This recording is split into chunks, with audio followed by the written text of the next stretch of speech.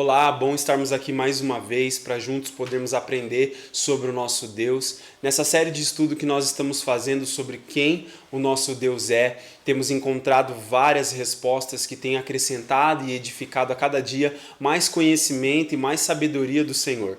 Hoje nós vamos dar sequência nisso e, na verdade, nós vamos encerrar esse ciclo dessa série de quem Deus é, e hoje nós vamos falar a respeito de Jesus como a maior revelação de quem Deus é. Então eu convido você a, junto comigo, poder mergulhar mais uma vez na palavra e poder aprender mais sobre o nosso Deus.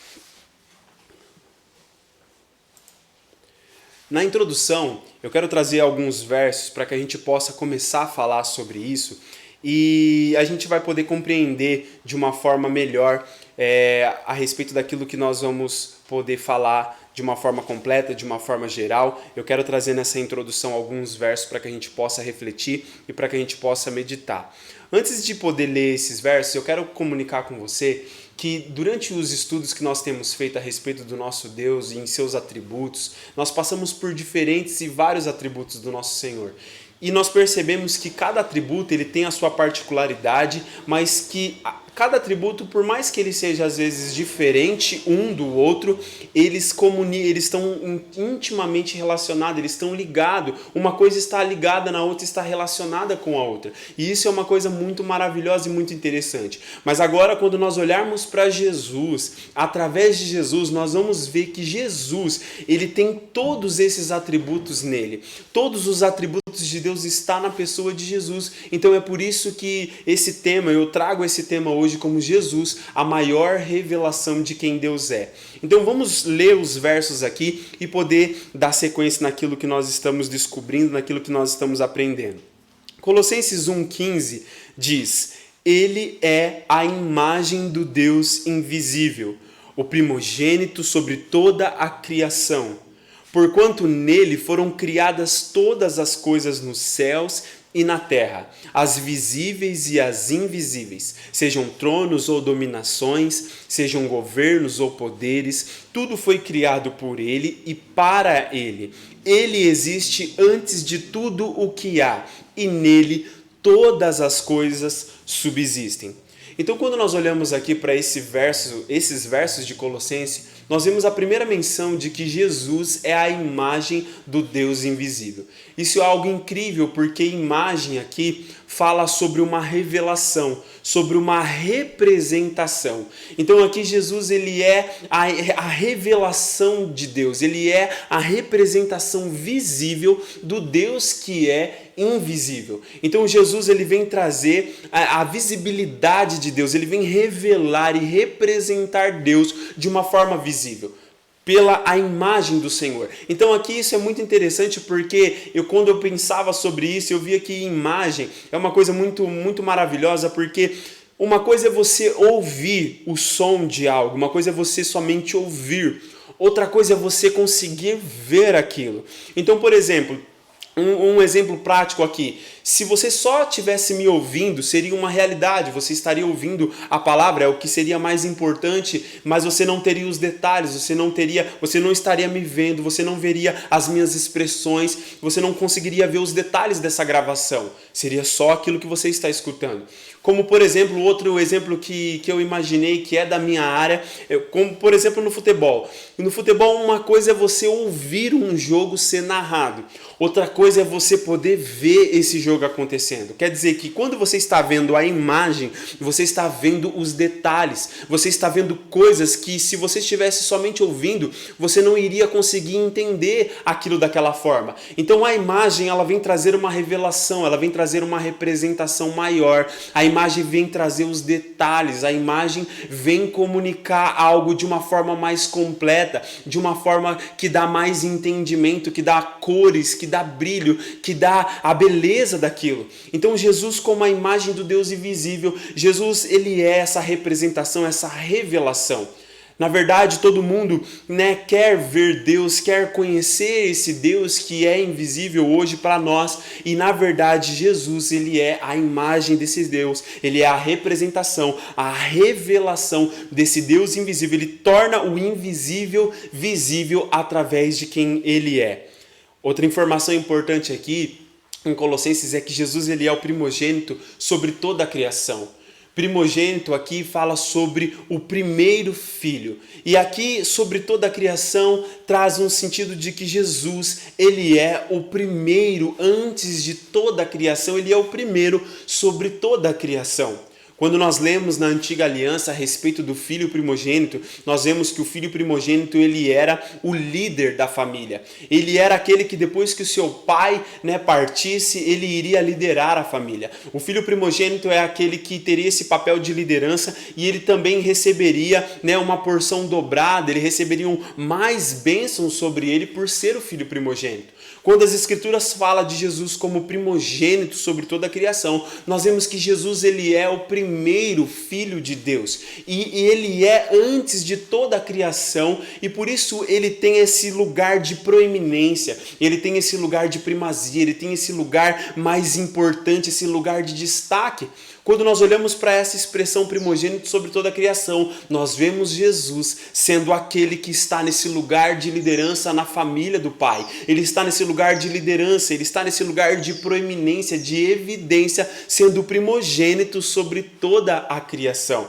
E isso é uma coisa maravilhosa sobre Jesus. Outra coisa incrível que diz aqui em Colossenses é que tudo foi criado por ele e para ele. Quer dizer que Jesus, ele é o começo de todas as coisas, ele é a origem de todas as coisas. Quer dizer que Jesus, ele mesmo deu origem a todas as coisas que existem. Foi por intermédio dele que essas coisas foram feitas, foram criadas e não somente se originou nele, mas também é para ele. Quer dizer que Jesus não é somente o começo, Jesus ele é o começo, mas Jesus ele é o fim de todas as coisas. No sentido de que as coisas não somente começam e existem por causa dele, mas é também para ele, quer dizer que ele é a finalidade daquilo que existe. Todas as coisas existem para quê? Existem num primeiro momento e num primeiro ponto para o próprio Jesus, o próprio Criador de todas as coisas. Então é por isso que ele é conhecido nas Escrituras como o Alfa e o Ômega, o primeiro e o último, o princípio e o fim,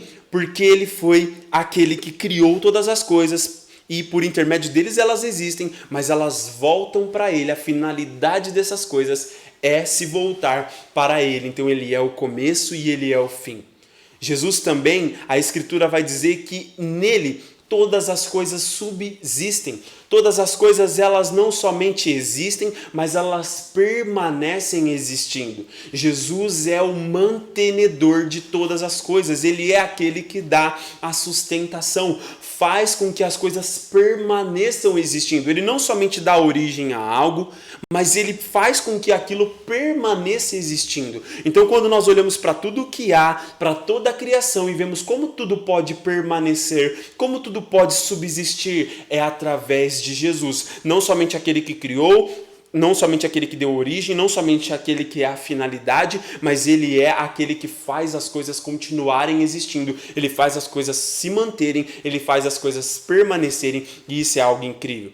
Olha o que diz no verso 19: porquanto foi do agrado de Deus que nele habitasse toda a plenitude. Colossenses 2:9, pois somente em Cristo habita corporalmente toda a plenitude de Deus. Aqui é um ponto maravilhoso da gente pensar que a Escritura está dizendo que foi do agrado de Deus, o Pai, que fizesse que em Jesus, o seu Filho, habitasse toda a plenitude. Corporalmente toda a plenitude de Deus habitasse em Jesus. Isso é uma coisa maravilhosa nessa introdução do nosso estudo para que a gente possa compreender melhor quem Jesus é. Jesus, nele habita corporalmente toda a plenitude de Deus. Plenitude fala de inteireza, plenitude fala de completude, de algo completo. Plenitude fala de algo total, fala da totalidade. Então, quando nós falamos que em Jesus a Escritura diz que habita a plenitude de Deus, quer dizer que tudo aquilo que Deus é, na sua forma inteira, na sua forma completa, na sua forma total, habita em Jesus. Então, quando eu pensava com o Senhor, como posso encerrar esse ciclo dessa série de estudos sobre quem o Senhor é? O Senhor falou no meu coração, fala, ensina a respeito de Jesus como a maior revelação de quem eu sou. Porque tudo aquilo que se pode conhecer de Deus está em Jesus. E é isso que nós vamos ver aqui através desse estudo.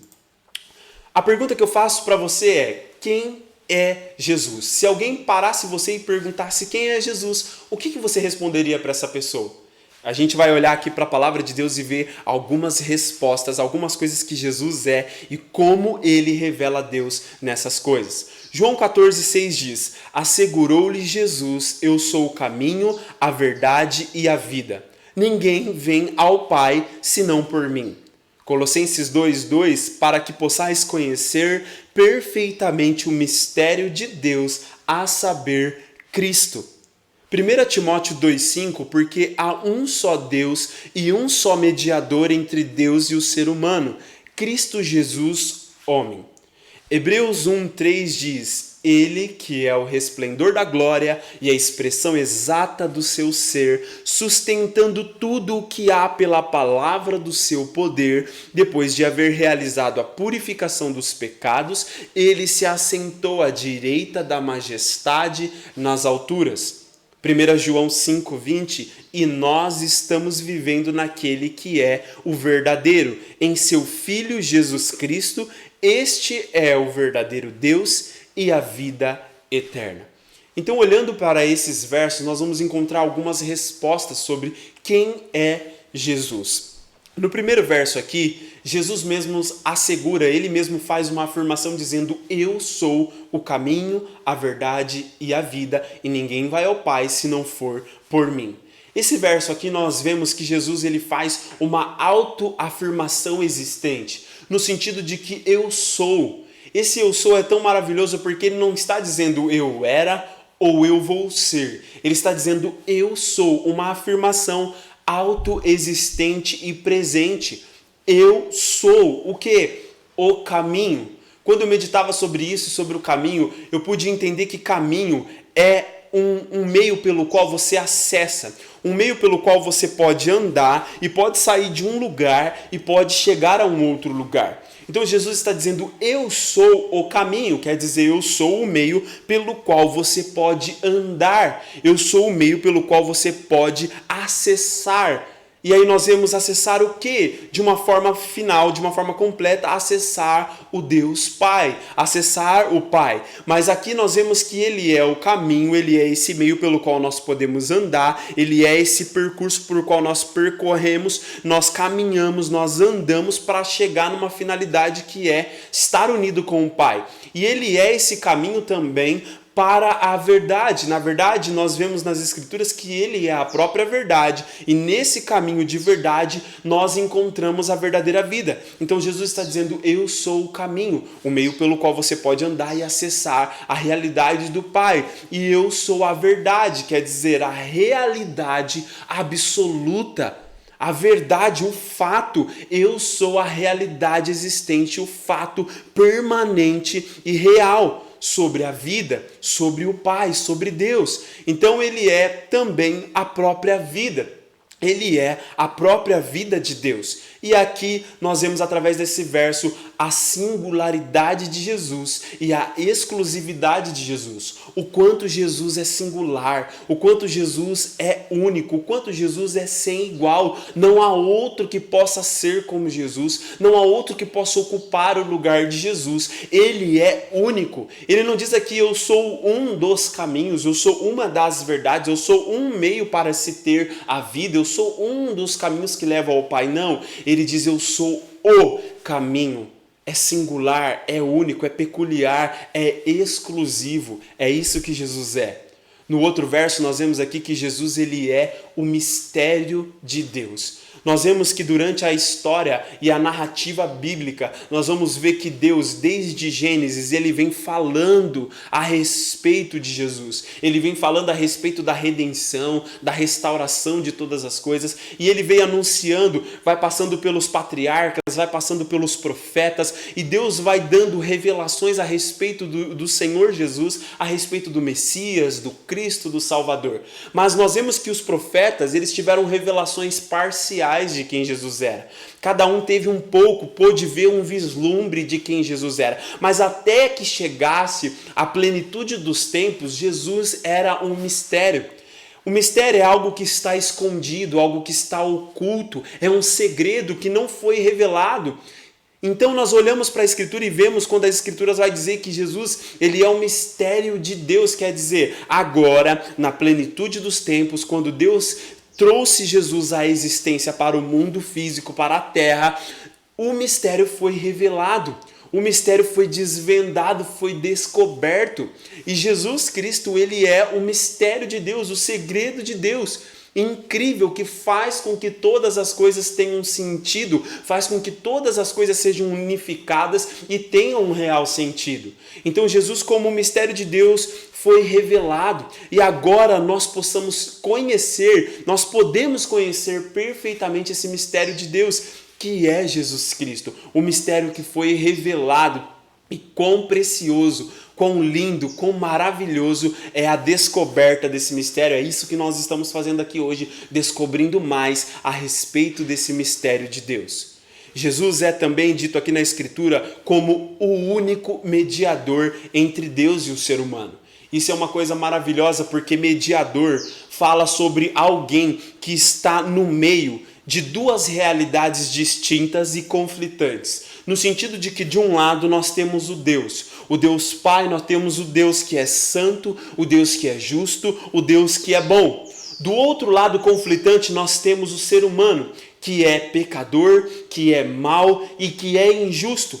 E essas duas realidades distintas, elas conflitam. Não tem como Deus, sendo quem Ele é, se aproximar e se relacionar com o ser humano sendo quem Ele é. E não tem como esse ser humano se aproximar de Deus aqui, da forma que ele é, sem ser consumido e sem perecer. Então nós temos duas realidades distintas e conflitantes. Essa realidade de Deus e essa realidade do ser humano. Mas no meio, nós temos alguém que é o mediador, é um intercessor, alguém que está no meio de duas realidades conflitantes para promover a união novamente dessas duas realidades e fazer a paz, estabelecer o relacionamento de volta e poder estabelecer a paz. Jesus, ele é o mediador, o intercessor, o meio pelo qual Deus, sendo santo e sendo justo, pode se relacionar com o homem, o ser humano que é pecador. Essas duas realidades não podem se manifestar, não podem se relacionar naturalmente. Então é necessário que no sobrenatural Jesus venha como essa intercessão e une essas duas realidades novamente, fazendo delas uma coisa só. Uma única coisa. Então nós vemos Jesus como mediador, como esse intercessor que atende os interesses dessa realidade que é Deus, o Pai, com todas as exigências dos seus atributos. E nós temos de um outro lado Jesus também se identificando com essa realidade do ser humano pecador e se fazendo semelhante a esse pecador, se humilhando, se esvaziando de tudo que ele é, para poder levar, para poder se identificar com essa realidade, de poder casar essas duas realidades e tornar elas uma só. Jesus é mediador e o único que poderia fazer isso, e graças a Deus que ele fez isso. Jesus também é dito aqui como o resplendor da glória de Deus. Ele é o brilho da glória, ele é o que dá o brilho, ele exalta ainda mais a glória de Deus. Jesus é o resplendor da glória, ele é o brilho da exaltação de Deus. Jesus é também a expressão exata do ser de Deus. Você quer saber quem Deus é? Você olha para Jesus e você vai ver uma expressão exata de quem Deus é. Nós olhamos e vemos que Jesus é o verdadeiro, não o falso. Ele é o verdadeiro fato, a realidade de quem Deus é e a vida eterna. Ele é o verdadeiro Deus e a vida eterna, como diz naquele verso, e que conheçam a Ti, o único Deus e o verdadeiro Deus. Eu quero olhar junto com você agora para algumas características marcantes em Jesus. Olha o que diz em Colossenses 2:3. Nele estão ocultos todos os tesouros da sabedoria e do conhecimento.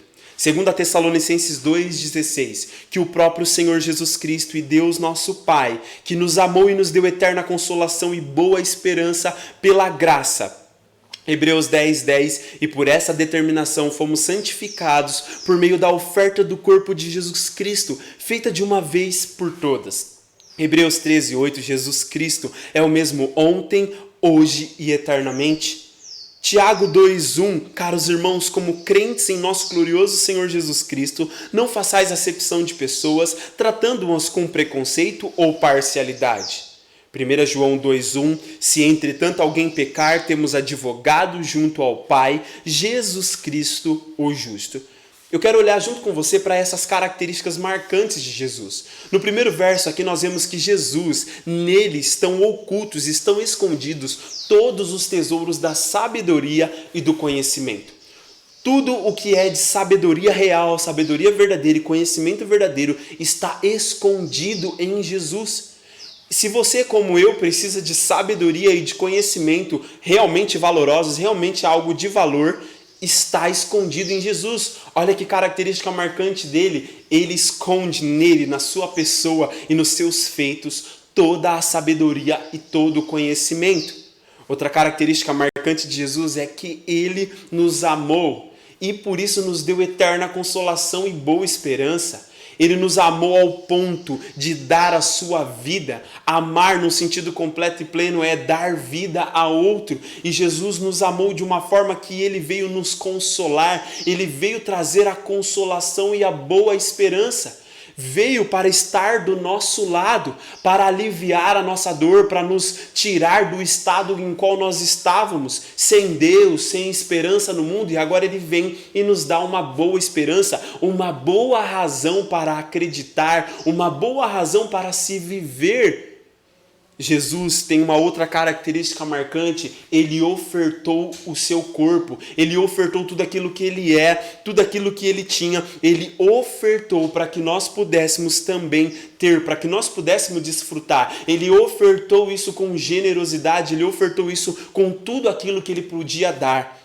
Outra característica marcante de Jesus é que ele não faz acepção de pessoas, ele não trata ninguém com preconceito ou com parcialidade. E isso é uma coisa maravilhosa, porque nós olhamos e vemos que a outra menção que eu fiz aqui a respeito dele ser o advogado e dele ser justo, quer dizer que ele é alguém que foi colocado, foi nomeado para nos defender. Foi alguém que olhou para a nossa causa, olhou para a nossa situação e se colocou à disposição, não fazendo acepção, não fazendo separação daquilo que nós éramos, daquilo que nós, da condição que nós estávamos. Não agiu com preconceito, não agiu com parcialidade, mas sim se colocou na disposição para nos defender de uma forma justa. Um advogado justo que conhece muito bem a nossa causa, que conhece muito bem o juiz e a causa também do juiz, como o juiz olha para a situação, mas alguém que se identificou e que nos defendeu de uma forma única, de uma forma que só ele poderia fazer isso. Eu quero olhar com você para aquela pergunta prática que sempre fazemos: o que Jesus quer de nós? O que Deus está querendo de nós através dessas informações, desses conhecimentos e dessa sabedoria que Ele está nos dando? Olha o que diz em João 15,5: eu sou a videira, vós os ramos. Aquele que permanece em mim e eu nele, esse dará muito fruto, pois sem mim não podeis realizar obra alguma. Efésios 1,17 diz: para que o Deus de nosso Senhor Jesus Cristo, o Pai da glória, vos dê o espírito de sabedoria e de revelação no pleno conhecimento dele. Efésios 6,24, a graça seja com todos os que amam o nosso Senhor Jesus Cristo com amor sincero e incorruptível. Filipenses 2,5, tende em vós o mesmo sentimento que houve também em Cristo Jesus. Tito 2,13, enquanto aguardamos a bendita esperança, o glorioso retorno de nosso grande Deus e Salvador Jesus Cristo. Nós olhamos aqui e vemos que o que Jesus quer de nós? Jesus quer que nós permaneçamos nele. Quando nós permanecemos em Deus, nós podemos dar fruto. Se nós permanecemos em Deus e Ele permanece em nós, nós damos muito fruto. Então a maneira pela qual eu posso dar fruto, a maneira pela qual você pode dar fruto é estando em Jesus, é permanecendo em Jesus. Permanecer fala sobre perseverar, fala sobre estar ali determinado e perseverante e permanente nele, para poder dar o fruto. E é isso que Jesus quer de nós, que permaneçamos nele e demos o fruto pelo qual nós existimos e pelo qual nós estamos nele.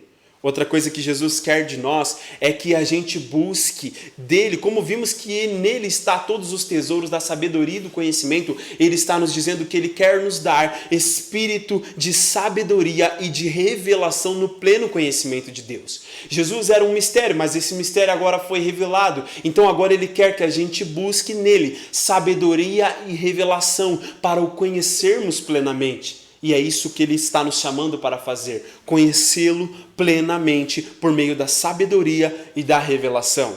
O que Jesus quer de nós, ele quer de nós nesse momento um amor sincero e um amor incorruptível. Cultive no seu coração, eu estou fazendo isso, cultivando no meu coração um amor sincero, um amor íntegro, um amor verdadeiro por Jesus. Jesus está procurando pessoas, amizades que sejam sinceras e verdadeiras e incorruptíveis, que nada pode corromper. Eu clamo para que você não se deixe corromper, para que você não deixe o seu amor por Jesus se esfriar, mas cultive esse amor, coloque lenha nesse amor e faça com que esse amor permaneça sincero e incorruptível, porque é isso que ele está querendo de nós.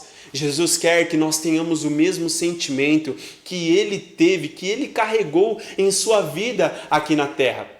Como diz as Escrituras, tende em vós o mesmo sentimento que houve em Cristo Jesus.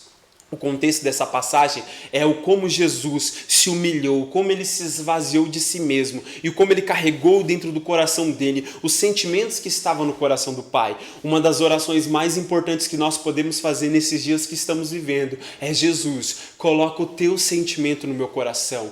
Pai, o que está no seu coração, coloca dentro de mim. Espírito Santo, qual é o seu clamor, coloca dentro de mim, que nós possamos ter em nós os mesmos sentimentos que há no coração do nosso Deus. Assim como diz as Escrituras que Davi era um homem segundo o coração de Deus, quer dizer, Davi era um homem segundo os sentimentos de Deus. Ele tinha dentro dele os sentimentos de Deus. E o Senhor quer que nós nos tornemos pessoas que nesse tempo tenhamos os mesmos sentimentos que houve em Cristo Jesus, estejam os mesmos sentimentos em nós. Por fim, Jesus quer que nós aguardemos o seu glorioso retorno. É fato e verdade que Jesus vai retornar. Ele vai voltar para estabelecer o seu governo, o seu reino sobre a terra. E ele quer que nós aguardemos isso. Aguardar fala sobre nós termos paciência, sobre nós esperarmos, porque essa promessa foi dita há muito tempo atrás e parece que é uma promessa que nunca vai acontecer, que está tão longe. Mas a verdade é que cada dia que se passa vai chegando mais perto desse momento acontecer, esse glorioso dia que ele retornará para estabelecer o seu reino sobre a terra e nós nos encontrarmos com ele e estarmos com ele para sempre. Ele quer que nós aguardemos com paciência esse momento chegar, porque esse momento vai chegar. Por fim, eu chego na conclusão desse estudo trazendo 3 versos para nós refletirmos. 1 Timóteo 6,14 que diz: guarda este mandamento imaculado e irrepreensível até a manifestação de nosso Senhor Jesus Cristo. Aqui o Senhor está nos dizendo, Jesus, como a maior revelação de quem Deus é, guarda, protege, zela por tudo aquilo que você tem recebido de mim. Guarda de uma forma imaculada, não deixa isso se corromper, não deixa isso ser afetado negativamente, de uma forma irrepreensível, que ninguém possa te repreender até a minha manifestação.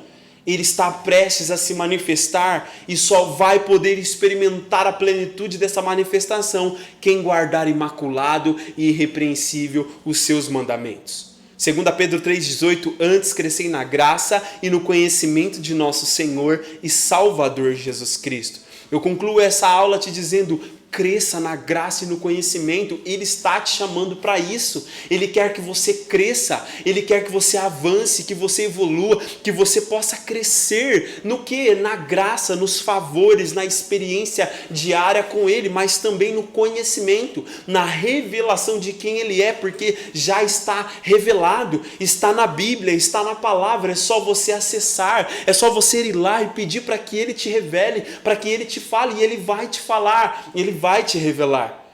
Por último, aqui Apocalipse 1,5 diz: e de Jesus Cristo, que é a testemunha fiel, o primogênito dentre os mortos e o soberano dos reis da terra, ele que nos ama e mediante seu sangue nos libertou de todos os nossos pecados. Por fim, na conclusão desse estudo, Jesus Cristo é a testemunha fiel. Tudo aquilo que ele viu e ouviu do Pai, ele contou para nós. E tudo aquilo que ele veio aqui na terra, viu e ouviu, ele levou para o Pai. E agora ele está do lado do Pai, né? Como a testemunha fiel, ele está do lado do Pai, como aquele que está intercedendo por nós, aquele que é a testemunha fiel, o verdadeiro e fiel, aquele que é o primogênito dentre os mortos, o primeiro Filho de Deus a ressuscitar dentre os mortos, a vencer a morte e poder estar agora como soberano, o Rei dos Reis, o Senhor dos Senhores, acima de tudo e acima de todos. Então eu concluo essa aula, esse momento te chamando para reconhecer tudo isso, para guardar, para absorver, para realmente, se apropriar de todas essas palavras e de toda essa verdade. Que o Senhor faça com que essas palavras encarnem na sua vida, que o Senhor faça com que essas palavras se tornem verdade para você. É isso que eu desejo para você. E encerramos esse ciclo, encerramos esse tempo aqui sobre quem Deus é, e acredito que nós podemos aprender muito, e agora fechando com chave de ouro a respeito do nosso Senhor Jesus como a maior revelação de quem Deus é. É isso que eu compartilho com você, que você seja abençoado no nome de Jesus. Amém e amém.